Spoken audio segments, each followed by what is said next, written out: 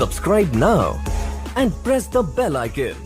அமெரிக்காவின் F-35 போர் விமானத்தை இலக்கு வைத்து தாக்குதல்களை மேற்கொண்டு குறித்த விமானத்தை சேதமடையச் செய்து வரலாற்று சாதனை படைத்திருக்கக்கூடிய ஈரானும் உடைத்து நொறுக்கப்பட்ட அமெரிக்க போர் விமானங்களின் மாயைகளும் பற்றி எரியும் இஸ்ரேலி ஆக்கிரமிப்பின் ஹைஃபா எண்ணெய் சுத்திகரிப்பு நிலையமும் தொடர்ச்சியாக தரைமட்டமாக்கப்பட்டு வரும் மத்திய இஸ்ரேலின் குடியிருப்பு கட்டிடங்களும் $200 பில்லியன் அவசரமாக கோரியுள்ள டொனால்ட் ட்ரம்பினுடைய நிர்வாகமும் மிகப்பெரிய போர் செலவுக்குள் சிக்கிக் கொண்டிருக்கக்கூடிய அமெரிக்காவும் மெர்காவா போர்த்தாங்கி வாகனங்களை கொத்து கொத்தாக தட்டி தூக்கி இஸ்ரேலி ஆக்கிரமிப்பை பொளந்து கட்டி வரும் ஹிஸ்புல்லா இராணுவத்தினரும் காசாவிலிருந்து அல்-கஸ்ஸாம் படைப்பிரிவினர் ஹிஸ்புல்லா இராணுவத்திற்கு அனுப்பியிருக்கக்கூடிய செய்தியும் தாறுமாறாக அடித்து நொறுக்கும் ஈராக் எதிர்ப்பு குழுக்களும் அமெரிக்க தூதரகத்திற்கு வழங்கப்பட்டிருக்கக்கூடிய 5 நாள் காலக்கெடுவும்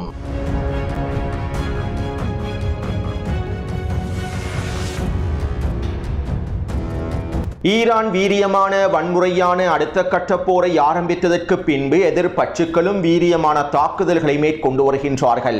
இந்த போரை அடுத்த கட்டத்தை நோக்கி நகர்த்தும் வகையில் ஈராக் எதிர்ப்பு குழுக்களும் ஹிஸ்புல்லா இராணுவத்தினரும் அவர்களுடைய தாக்குதலின் வீரியத்தையும் எண்ணிக்கைகளையும் அதிகரித்து வருகின்றார்கள். கடந்த 36 மணித்தியாலங்களுக்குள் ஈராக் எதிர்ப்பு குழுக்கள் 40க்கும் அதிகமான தாக்குதல்களை மேற்கொண்டுள்ளார்கள். இதற்கமைவாக ஈராக்கின் பாபில் பிரதேசத்திலே அமெரிக்காவினுடைய 2 MQ-9 ட்ரோன்களை சுட்டு வீழ்த்தியுள்ளார்கள். இதற்காக ஈரானின் நவீன ட்ரோனான கரார் ட்ரோன்களையே பயன்படுத்தியுள்ளார்கள். அதே போன்று குர்திஸ்தான் பிரதேசத்தில் இருக்கக்கூடிய குர்திஷ் பயங்கரவாத பிரிவினைவாத குழுக்களின் 11 தளங்களை இலக்கு வைத்து வீரியமான தாக்குதல்களை மேற்கொண்டுள்ளார்கள். குறித்த தளங்களிலே இருக்கக்கூடிய ஆயுத கிடங்குகளை இலக்கு வைத்தும் அவர்களுடைய தலைவர்களை இலக்கு வைத்துமே இந்த தாக்குதல்களை மேற்கொண்டுள்ளார்கள். இந்த தாக்குதலிலே 11 தளங்களில் வெடிப்புகள் பதிவாகியுள்ளன. மேலும் குர்திஷ் பிரிவினைவாத குழுக்களிலே இருக்கக்கூடிய 3 கட்டளை தளபதிகள் கொத்தாக அளிக்கப்பட்டுள்ளார்கள். அதே போன்று குர்திஸ்தான் பிரதேசத்திலே மொசாட் உளவு பிரிவானது அமைத்திருக்கக்கூடிய கண்காணிப்பு அமைப்புகளையும் ஒட்டு கேட்கும் கருவிகளையும் இலக்கு வைத்து தாக்குதல்களை மேற்கொண்டுள்ளார்கள். குர்திஷ் பிரிவினைவாத பயங்கரவாத குழுக்களை பயன்படுத்திய மொசாட் உளவு பிரிவானது ஈராக் எல்லை பிரதேசத்தில் கண்காணிப்பு ராடர் கருவிகளையும் ஒட்டு கேட்கும் ராடர் அமைப்புகளையும் பொருத்தியுள்ளது. மேலும் இவற்றை தரைமட்டமாக்கக்கூடிய தாக்குதல்களையே ஈராக் எதிர்ப்பு குழுக்கள் மேற்கொண்டுள்ளார்கள். இதற்கமைவாக மொசாடின் மிக முக்கியமான 5 தளங்களையும் கண்காணிப்பு அமைப்புகளையும் தரைமட்டமாக்கி இருப்பதாக தெரிவிக்கப்படுகின்றது. அதே போன்று எர்பில் பிரதேசத்தில் இருக்கக்கூடிய மொசாட் உளவு பிரிவுக்கு சொந்தமான ஹோட்டல் ஒன்றை இலக்கு வைத்தும் குறித்த ஹோட்டலில் இருக்கக்கூடிய மொசாட் உளவாளி ஒருவரை இலக்கு வைத்தும் தாக்குதல்களை மேற்கொண்டுள்ளார்கள். இந்த தாக்குதலிலே குறைந்தது 3 மொசாட் உளவாளிகளாவது கொல்லப்பட்டிருக்கலாம் என தெரிவிக்கப்படுகின்றது. இதைத் தொடர்ந்து பக்தாத் விமான நிலையத்திற்கு அருகாமையில் இருக்கக்கூடிய அமெரிக்காவின் மிக முக்கியமான வான் பாதுகாப்பு அமைப்புகளில் ஒன்றான சீரம் வான் பாதுகாப்பு அமைப்பை இலக்கு வைத்தும் தாக்குதல்களை மேற்கொண்டுள்ளார்கள். விமான நிலையத்திற்கு அருகாமையில் இருக்கக்கூடிய தளத்தை பாதுகாப்பதற்காகவே குறித்த வான் பாதுகாப்பு அமைப்பு பொருத்தப்பட்டுள்ளது. மேலும் கடந்த 2 வாரங்களுக்குள்ளே குறித்த பகுதியில் நிலை கொண்டிருக்கக்கூடிய வான் பாதுகாப்பு அமைப்புகளை ஈராக் எதிர்ப்பு குழுக்கள் அளித்திருந்தார்கள். இதைத் தொடர்ந்து அமெரிக்கா அவசரமாக இன்னும் 2 சீரம் வான் பாதுகாப்பு அமைப்புகளை களமிறக்கி இருந்தது. இவ்வாறு புதிதாக களமிறக்கப்பட்ட வான் பாதுகாப்பு அமைப்புகளையும் தற்போது ஈராக் எதிர்ப்பு குழுக்கள் தட்டி தூக்கியுள்ளார்கள். இந்த தாக்குதலை தொடர்ந்து ஈராக்கின் தெற்கு பிரதேச பசரா துறைமுகத்தில் இருக்கக்கூடிய அமெரிக்காவின் 3 ராடர் தளங்களை இலக்கு வைத்து ட்ரோன் தாக்குதல்களை மேற்கொண்டுள்ளார்கள். இந்த தாக்குதலிலே 3 ராடர் தளங்களும் முழுமையாக அளிக்கப்பட்டுள்ளன. இதைத் தொடர்ந்து ஜோர்டானில் இருக்கக்கூடிய அமெரிக்க தளத்தை இலக்கு வைத்தும் தாட்வான் பாதுகாப்பு பேட்டரிகளை இலக்கு வைத்தும் ட்ரோன் தாக்குதல்களையும் ஏவுகணை தாக்குதல்களையும் மேற்கொண்டுள்ளார்கள். இந்த தாக்குதலிலே அமெரிக்க தளத்தில் 2 வெடிப்புகள் பதிவாக இருப்பதாகவும் ஒரு தாட்வான் பாதுகாப்பு பேட்டரியானது அளிக்கப்பட்டிருப்பதாகவும் உறுதி செய்யப்பட்டுள்ளது. மேலும் இதனை உறுதி செய்யக்கூடிய செயற்கைக்கோள் புகைப்படங்களும் வெளியிடப்பட்டிருந்தன. இந்த தாக்குதல்களை தொடர்ந்து எர்பில் பிரதேசத்தில் இருக்கக்கூடிய அமெரிக்க தூதரகத்திற்கு அருகாமையில் உள்ள தளவாட தளத்தை இலக்கு வைத்தும் அமெரிக்க தூதரகத்தினுடைய ஒரு கட்டிடத்தை இலக்கு வைத்தும் ட்ரோன் தாக்குதல்களை மேற்கொண்டிருந்தார்கள். இந்த தாக்குதலிலே குறித்த பிரதேசத்தில் வெடிப்புகள் பதிவாகியுள்ளன. அத்தோடு ஈராக் எதிர்ப்பு குழுக்களின் தாக்குதல்களும் வீரியமும் அதிகரித்து வருவதனால் அமெரிக்கா ஈராக் எதிர்ப்பு குழுக்களின் தலைமைகளை இலக்கு வைத்தும் எதிர்ப்பு குழுக்களின் சோதனை சாவடிகளை இலக்கு வைத்தும் உச்ச வான்வழி தாக்குதல்களை ஆரம்பித்துள்ளது. இதற்கமைவாக கடந்த 36 மணித்தியாலங்களுக்குள் அன்பார் பிரதேசத்திலும் ஈராக் எல்லை பிரதேசத்திலும் PMF எதிர்ப்பு குழுக்களுடைய முக்கியமான சோதனை சாவடிகளை இலக்கு வைத்தும் தளங்களை இலக்கு வைத்தும் அமெரிக்கா 10க்கும் அதிகமான வான்வழி தாக்குதல்களை மேற்கொண்டிருந்தது. இந்த வான்வழி தாக்குதலிலே 9 ஈராக் எதிர்ப்பு போராளிகள் கொல்லப்பட்டுள்ளார்கள். இவர்கள் இவர்களில் 2 கட்டளை தளபதிகளும் உள்ளடங்குகின்றார்கள். இதைத் தொடர்ந்து தற்போது ஈராக்கிய எதிர்ப்பு குழுக்கள் அமெரிக்க தூதரகத்திற்கு 5 நாட்களை கொண்ட காலக்கெடுவை விதித்துள்ளார்கள். அமெரிக்கா ஈராக்குக்குள்ளே வான்வழி தாக்குதல்களை முழுமையாக நிறுத்த வேண்டும். ஈராக்கிய மக்கள் மீதான தாக்குதல்களை நிறுத்த வேண்டும். அதே போன்று ஹோட்டல்களிலும் பொதுமக்கள் வாழக்கூடிய பிரதேசங்களிலும் பதுங்கியிருக்கக்கூடிய CIA உளவாளிகளும் அமெரிக்க அதிகாரிகளும் முழுமையாக குறித்த பிரதேசங்களில் இருந்து வெளியேறிவிட வேண்டும். அமெரிக்க அதிகாரிகளும் CIA உளவாளிகளும் ஈராக்கிய மக்கள் வாழக்கூடிய பிரதேசங்களுக்குள் இருக்கக்கூடாது. மறைந்திருக்கக்கூடிய அனைவரும் முழுமையாக வெளியேறிவிட வேண்டும் அல்லது அவர்கள் அமெரிக்க ராணுவ கட்டளை தளங்களை நோக்கி நகர வேண்டும். மேலும் இந்த 5 நாட்களுக்குள்ளே அமெரிக்கா இந்த முடிவுகளை எடுக்காவிட்டால் நாங்கள் அமெரிக்க தூதரகத்தை இலக்கு வைத்து அடுத்த கட்ட தாக்குதல்களை மேற்கொள்வோம். அமெரிக்க தூதரகத்தை குண்டு வைத்து தகர்ப்போம். மேலும் CIA உளவாளிகளையும் அமெரிக்க அதிகாரிகளையும் முழுமையாக அழிப்பதற்கான கொடூர தாக்குதல்களையும் ஆரம்பிப்போம் என ஈராக்கிய எதிர்ப்பு குழுக்கள் அறிவித்துள்ளார்கள். அதாவது அமெரிக்க அதிகாரிகள் CIA உளவு பிரிவினுடைய அதிகாரிகள் தங்களுடைய உயிர்களை பாதுகாத்துக் கொள்வதற்காக தற்போது ஈராக்கிய மக்கள் வாழக்கூடிய பிரதேசங்களுக்குள் ஹோட்டல்களுக்குள் பதுங்கியுள்ளார்கள். மேலும் இந்த சந்தர்ப்பத்தில் ஈராக்கிய எதிர்ப்பு குழுக்களினால் வீரியமான தாக்குதல்களை மேற்கொள்ள முடியாது. மேலும் இந்த தாக்குதலினால் ஈராக்கிய மக்களும் பாதிக்கப்படுவார்கள். இதனாலேயே தற்போது ஈராக்கிய எதிர்ப்பு குழுக்கள் அமெரிக்க அதிகாரிகளும் CIA அதிகாரிகளும் முழுமையாக இராணுவ கட்டளை தளங்களை நோக்கி நகர்ந்துவிட வேண்டும் என்றும் நாங்கள் இராணுவ கட்டளை தளத்திலேயே நேரடியாக மோதல்களில் ஈடுபடுவோம் என்றும் இல்லாவிட்டால் அமெரிக்க தூதரகத்தையும் முழுமையாக நாங்கள் தரைமட்டமாக்கி விடுவோம் என்றும் குறிப்பிட்டுள்ளார்கள். அடுத்து இஸ்ரேலிய ஆக்கிரமிப்பு லெபனானிலே உச்ச வான்வழி தாக்குதல்களை மேற்கொண்டு வருகின்றது. கடந்த 36 மணித்தியாலங்களுக்குள் இஸ்ரேலிய ஆக்கிரமிப்பு லெபனானிலே இருக்கக்கூடிய குடியிருப்பு கட்டிடங்களை இலக்கு வைத்து 15க்கும் அதிகமான தாக்குதல்களை மேற்கொண்டிருந்தது. ஹிஸ்புல்லா ராணுவத்தின் உட்கட்டமைப்புகளை சிதைப்பதாக கூறி பெய்ரூட்டின் தெற்கு புறநகர் பிரதேசமான தஹியே பிரதேசத்திலே இருக்கக்கூடிய குடியிருப்பு கட்டிடங்களையே இஸ்ரேலிய ஆக்கிரமிப்பு தரைமட்டமாக்கி வருகின்றது. மேலும் இஸ்ரேலிய ஆக்கிரமிப்பின் வான்வழி தாக்குதல்களினால் லெபனானிலே உயிரிழப்புகளும் அதிகரித்துக் கொண்டு செல்கின்றன. தற்போது வரை கிடைக்கப்பெற்றிருக்கக்கூடிய தகவல்களுக்கு அமைவாக இஸ்ரேலிய ஆக்கிரமிப்பின் வான்வழி தாக்குதலினால் கொல்லப்பட்டிருக்கக்கூடிய லெபனானிய மக்களுடைய எண்ணிக்கையானது 1000-ஐ தாண்டியுள்ளது. அத்தோடு ஹிஸ்புல்லா ராணுவத்தினரும் இஸ்ரேலிய ஆக்கிரமிப்புக்கு எதிராக வீரியமான தாக்குதல்களை மேற்கொண்டு வருகின்றார்கள். மேலும் ஒவ்வொரு நாளும் இஸ்ரேலிய ஆக்கிரமிப்புக்கு எதிராக 100க்கும் அதிகமான ஏவுகணை தாக்குதல்களை மேற்கொள்கின்றார்கள். இஸ்ரேலிய ஆக்கிரமிப்பின் வடக்கு குடியிருப்பு பகுதிகள் இலக்கு வைத்து இந்த தாக்குதல்கள் மேற்கொள்ளப்படுகின்றன. மேலும் கடந்த 36 மணித்தியாலங்களுக்குள் மேற்கொள்ளப்பட்டிருக்கக்கூடிய தாக்குதல்களில் 14 குடியிருப்பு கட்டிடங்கள் சேதமடைந்திருப்பதாகவும் 25க்கும் அதிகமான நிலத்திடர்கள் படுகாயங்களுக்கு உள்ளாக்கப்பட்டிருப்பதாகவும் தெரிவிக்கப்படுகின்றது. மேலும் 3 பிரதேசங்களிலே மிகப்பெரிய பரவல் ஏற்பட்டிருப்பதாகவும் குறிப்பிடப்படுகின்றது. அத்தோடு ஈரானிய ஏவுகணை தாக்குதலின் போதும் ஹிஸ்புல்லா ராணுவத்தினர் இஸ்ரேலிய ஆக்கிரமிப்பின் வான் பாதுகாப்பு அமைப்புகளை சீர்குலைப்பதற்கான ஏவுகணை தாக்குதல்களை மேற்கொள்கின்றார்கள். இதற்கமைவாக எண்டோம் அமைப்புகளை இலக்கு வைத்தும் தொடர்ச்சியாக தாக்குதல்களை மேற்கொள்கின்றார்கள்.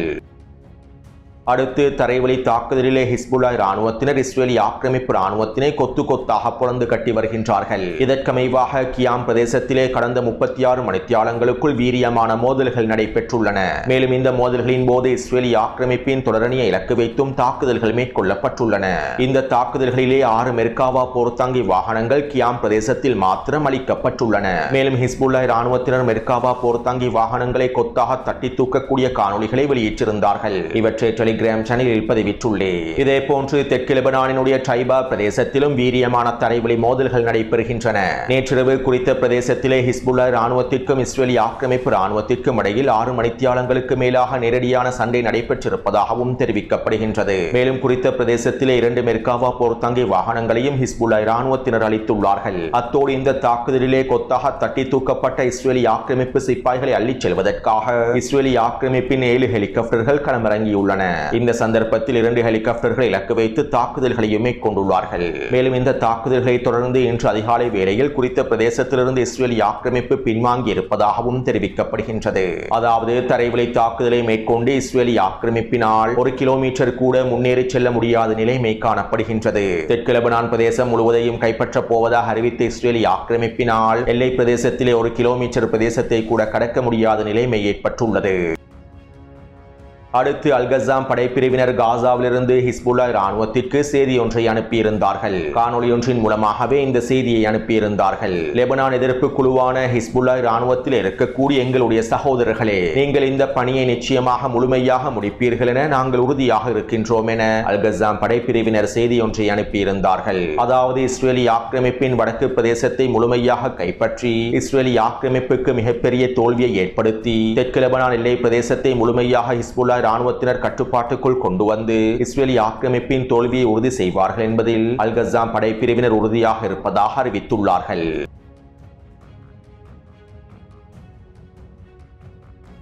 நேற்றிரவு நெட்டன்யாஹூ விசேட ஊடக சந்திப்பொன்றை நடத்தியிருந்தார். இந்த ஊடக சந்திப்பிலே சர்வதேச ஊடகங்களும் சர்வதேச ஊடகவியலாளர்களும் கலந்து கொண்டிருந்தார்கள். அவர்களுடைய கேள்விகளுக்கும் நெட்டன்யாஹூ பதில்களை வழங்கியிருந்தார். மேலும் இந்த ஊடக சந்திப்பு தொடர்பான காணொளிகளை வெளியிட்டு நெட்டன்யாஹூ உயிரோடு தான் இருக்கின்றார் என்பதனையும் இஸ்ரேலி ஆக்கிரமிப்பு அரசாங்கம் உறுதி செய்திருந்தது. கடந்த 2 வாரங்களாக நெட்டன்யாஹூ கொல்லப்பட்டு விட்டதாக உறுதிப்படுத்தப்படாத பல செய்திகள் வெளியாகி இருந்தன. மேலும் நெட்டன்யாஹூ கொல்லப்படவில்லை, நெட்டன்யாஹூ கொல்லப்பட்டிருப்பதாக வெளியாக இருக்கக்கூடிய செய்திகள் உறுதிப்படுத்தப்படாத செய்திகள், இந்த ஆதாரங்கள் பலவீனமானது என்பதனை நான் தெளிவாக குறிப்பிட்டிருந்தேன். அது மட்டுமல்லாமல் நெட்டன்யாஹூ கொல்லப்பட்டு விட்டார் என்கின்ற இந்த போலி செய்திகளை இஸ்ரேலி ஆக்கிரமிப்பே திட்டமிட்டும் பரப்பி இருக்கலாம். அதாவது சர்வதேச ரீதியில் ஈரானுக்கு ஆதரவான ஊடக பிரச்சாரங்கள் அதிகரித்து விட்டன.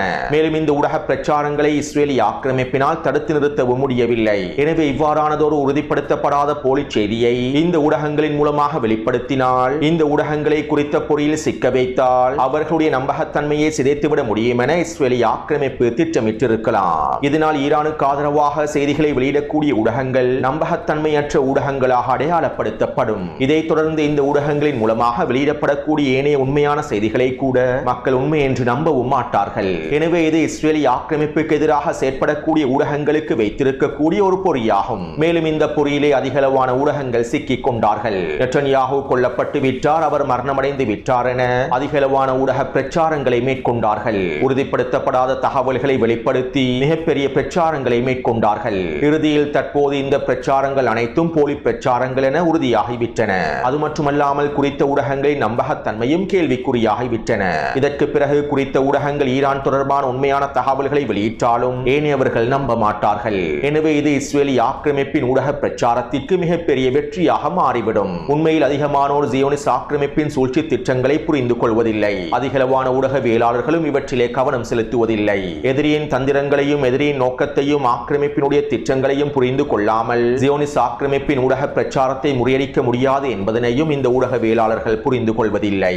எனவே நாம் ஜியோனிஸ் ஆக்கிரமிப்பை முதலில் தெளிவாக புரிந்து கொள்ள வேண்டும். அவ்வாறு தெளிவாக புரிந்து கொண்டால் ஜியோனிஸ் ஆக்கிரமிப்பின் பொறிகளுக்குள் சிக்கிக் கொள்ள தேவையில்லை.